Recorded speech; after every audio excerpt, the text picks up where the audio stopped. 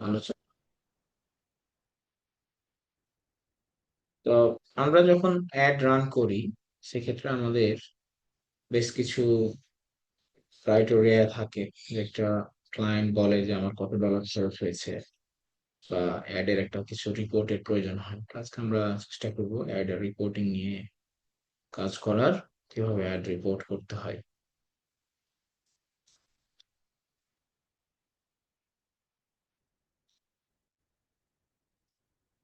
তো add reporting এ আমরা যদি আসি,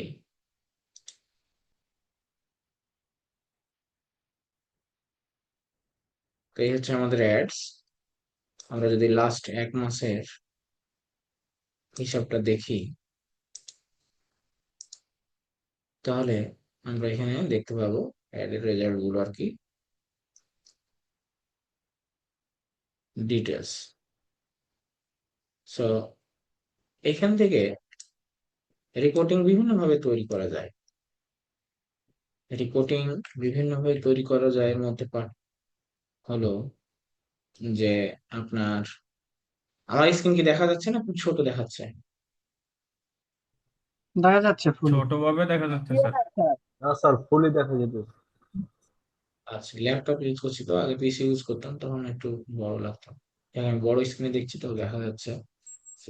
তো রিপোর্টিং, ধরেন একটা মাসের রিপোর্ট যদি করেন, যে সকল রিপোর্ট, এখান থেকে আপনি আগে ডেটটা সিলেক্ট করবেন যে কয় তারিখ থেকে কয় তারিখ নিতে চাই। সাপোজ 30 তারিখ থেকে 30 তারিখ পর্যন্ত নিতে চাই, তো 30 তারিখ থেকে 29 তারিখ পর্যন্ত নিচে তাই আপডেট করলাম, তাহলে সকল ডাটা গুলো চলে আসলো। আমার যত ডাটা আছে, কোথায় কি করেছি, অ্যাড রান করেছি না করেছি, সকল কিছু চলে আসলো। হুম।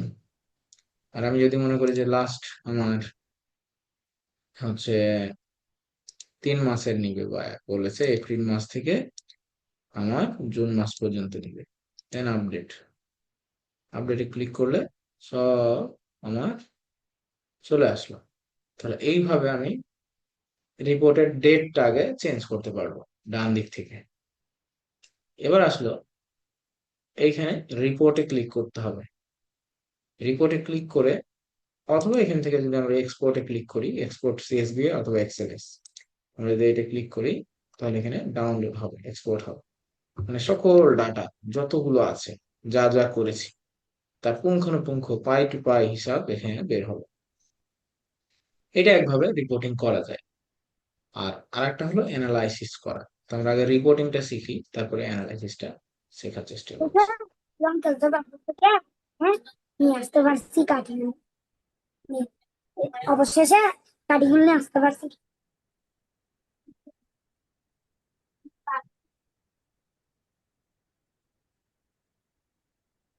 তো এইখানে এবার আপনারা দেখতে পাচ্ছেন যে পুরো ডেট ওয়াইজ কোনটা কোনটা অ্যাড চলেছে। এইখানে আপনার ডেইলি বাজেট, এবং ডানে আসছে আপনার reach, reaction, cost per result, কত ডলার খরচ হয়েছে। হুম। তো আমরা লাস্ট 3 মাসে প্রায় 4,694 ডলার খরচ করেছি, প্রায় 6 লাখ টাকা। তা এইখানে অ্যামাউন্ট দেখাচ্ছে, এইখানে ইমপ্রেশন দেখাচ্ছে, এখানে রিচ দেখাচ্ছে, এইখানে হচ্ছে রেজাল্ট দেখাচ্ছে। এটা 100 সেলস হয়েছে, এটা 59, এটা 85, 9, 1, 1, 37, 4, 6, 114। হম। এই হচ্ছে মানে রিপোর্ট এক্সপোর্ট করা পুরো ডিটেলস, সকল কিছু আপনি এখান থেকে পেতে পারেন।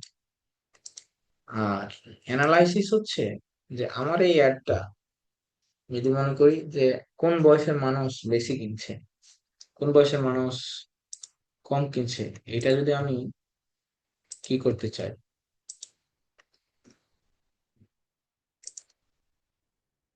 দেখতে চাই, তাহলে আমাকে কি করতে হবে, এখানে ব্রেকডাউনে ক্লিক করতে হবে। ব্রেকডাউনে ক্লিক করে কোন এজের মানুষ বেশি কিনছে, এজ সিলেক্ট করে, এজ সিলেক্ট করে আমি এখান থেকে বাম দিকে এজ, ডান দিকে রেজাল্ট, হুম, কোন বয়সের মানুষ? 18 থেকে 24, 25 থেকে 34, 45 থেকে 54, এইভাবে আপনি প্রত্যেকটা বিষয় দেখতে পারবেন এবং পরবর্তী সিদ্ধান্ত নিতে পারবেন। যেমন আমাদের প্রোডাক্টটা আমরা প্রথমে ছেলে মেয়ে বিক্রি করেছি, পরে রেজাল্ট খরচ বেড়ে যাচ্ছিল, পরে আমরা শুধু মেয়েদের কাছে বিক্রি করেছি, এখন আবার ছেলে মেয়ে উভয়ের কাছে বিক্রি করার চেষ্টা করছি। এতে করে আমাদের আপনার হচ্ছে দেখতে পাচ্ছি যে ছেলেরা বেশি কিনছে। অনেক সময় মেয়েরা ছেলেদের মানে হাজবেন্ডের নাম দিয়ে কিনে। হুম, অনেক সময় হাজবেন্ডের নাম দিয়ে কিনে, দেখা গেলো সে কিনলো হাজবেন্ডের ডিটেলস দিয়ে কিনলো।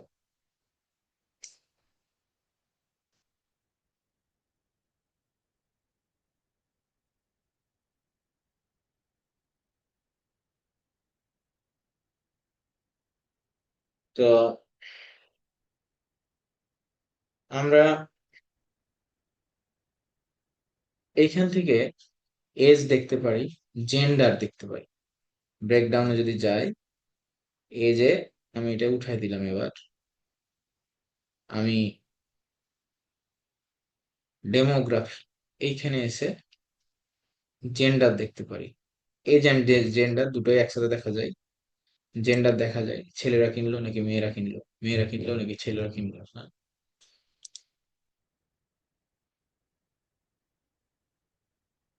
এইখান থেকে আমরা দেখতে পারি। লোড নিবে, কারণ অনেক ডাটা আছে।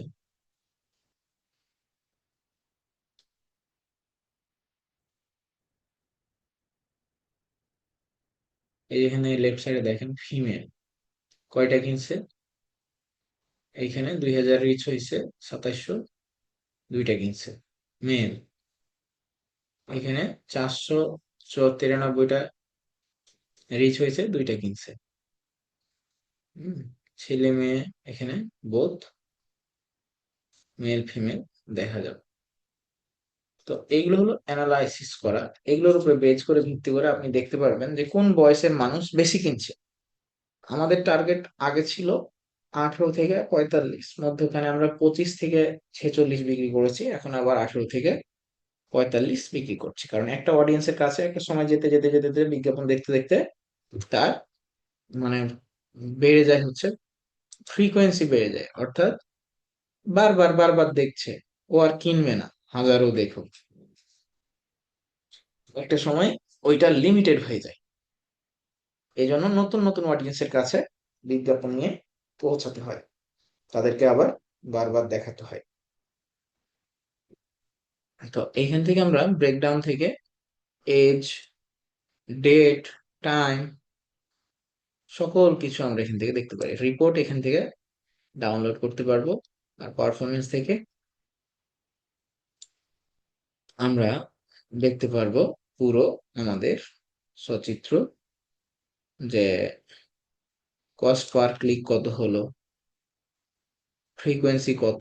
যখন ফ্রিকোয়েন্সি বেড়ে যায় 2 থেকে 3 4-এর মধ্যে হয়, তখন সেটা ভালো। বাট ফ্রিকোয়েন্সি দেখেন, এখানকার ফ্রিকোয়েন্সি বেড়ে গেছে, মানে এখানকার মানুষ বারবার বারবার দেখেছে। 5 6 পর্যন্ত নিয়ে যাওয়া যায়, বাট যখন 7 8 হয়ে যাবে, তখন বুঝতে হবে আপনার অডিয়েন্স বিরক্ত হয়ে গেছে। হ্যাঁ, ফ্রিকোয়েন্সি মানে বারবার দেখানো, বারবার ঘুরে ফিরে দেখে। একটা মানুষ একবার দেখলেই তো কেনে না। একটা মানুষ বারবার বারবার যখন দেখে, তখন প্রথমে কি হয়, তার অ্যাওয়ারনেস তৈরি হয়, কনসিডার তৈরি হয়, ইন্টারেস্ট তৈরি হয়। তারপরে একটা সময় সে চিন্তা করে যে না, বিবেচনা করে, কনসিডার করে যে না, আমার প্রোডাক্টটা আমি কিনবো। তো এই ফ্রিকোয়েন্সিটা 5 6 পর্যন্ত টেনে নেওয়া যায়, বাট এর বেশি হয়ে গেলে তখন খরচ বেড়ে যায়, অ্যাডে আউটপুট আসে না। দেখেন যেগুলো ফ্রিকোয়েন্সি বেশি, এগুলোতে মানুষ বেশি বেশি দেখছে, পার প্রোডাক্টে 2.56, 2.28 এরকম হচ্ছে রেজাল্ট আছে। তো এই হচ্ছে আপনার রেজাল্ট। এখানে কস্ট পার ক্লিক মানে একটা কস্ট পার রেজাল্ট, মানে একটা প্রোডাক্ট সেল হতে আমার খরচ হয়েছে $1.48, 2.49। 45 সেন্ট, 2.59, 2.28, কোনটাতে $3, কোনটাতে 3.34, কোনটাতে 2.80, এইভাবে আপনার যাচ্ছে। তো আমরা এখান থেকে মোটামুটি রিপোর্টিংটা বুঝলাম। এই জিনিসগুলো আমি যখন প্রথমে শিখেছি তখন কেউ শেখায়নি।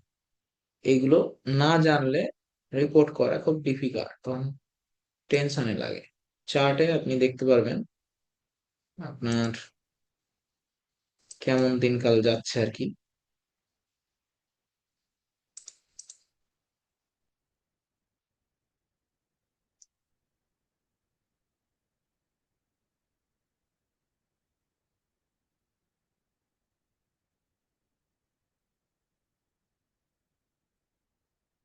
আপডেট হতে সময় নেই, হচ্ছে। ওকে, তাহলে আমরা অ্যাড রিপোর্টিংটা বুঝে গেলাম যে ক্লায়েন্টকে ডেট ওয়াইজ ডাটা দিতে পারি তার রিপোর্ট, এবং ডেট ওয়াইজ সিলেক্ট করে জাস্ট এক্সপোর্টে ক্লিক দিব, সব বের হয়ে যাবে, কয়টা অ্যাড চলছে, কত খরচ হয়েছে না হয়েছে। হুম। আর এখান থেকে আমরা পারফরমেন্স থেকে বুঝলাম যদি ফ্রিকোয়েন্সি পরিমাণ 1 থাকে, 1 2 থাকে, তাহলে এই মানুষগুলো একবার করে দেখেছে, বা কেউ কেউ 2 বার দেখেছে, কেউ কেউ 3 বার দেখেছে, 3.5 একটা অ্যাড 3 বার 4 বার দেখেছে। বাট যখন সেটা 5 5 বা 6-এর অধিক হয়ে যায় কি না কিনে, তখন সেখানে খরচ বেড়ে যায়। মানে কেন ফ্রিকোয়েন্সিটা বেশি হলে খারাপ, মানে খুব বেশি হলে তখন খরচ বেড়ে যায়। ধরেন একটা ফ্রিকোয়েন্সি, একটা কাস্টমার 10 বার বিজ্ঞাপন দেখছে তারপরেও কিনে না, তার মানে ওকে আরো 100 বার দেখালেও ও কিনবে না। হম, এই হচ্ছে বিষয়। তাহলে ফ্রিকোয়েন্সিটা ম্যাটার করে, ফ্রিকোয়েন্সিটা দেখতে হবে। কস্ট পার রেজাল্ট, আমার কত খরচ হচ্ছে আয়ের মধ্যে। বণিক সাহেব কি করছেন আপনি এগুলো? কস্ট পার রেজাল্ট, এটা হলো অ্যাকুইজিশন, আপনার একটা সেলস নিয়ে আসতে কত খরচ হচ্ছে। আমাদের আগে অনেক খরচ হচ্ছিল, এখন আমরা স্লো অ্যান্ড স্টেডি আগাচ্ছি, যাতে করে আমাদের সেলসটা আস্তে ধীরে আগায় এবং লাভে থাকে। সো এই হচ্ছে অ্যাড রিপোর্টিং। আপনাদের কাছে সবাইকে ডাকার চেষ্টা ছিল যে আপনারা কার কি অবস্থা, কে কি করছেন, সবাই তো হারিয়ে যাচ্ছে আর কি।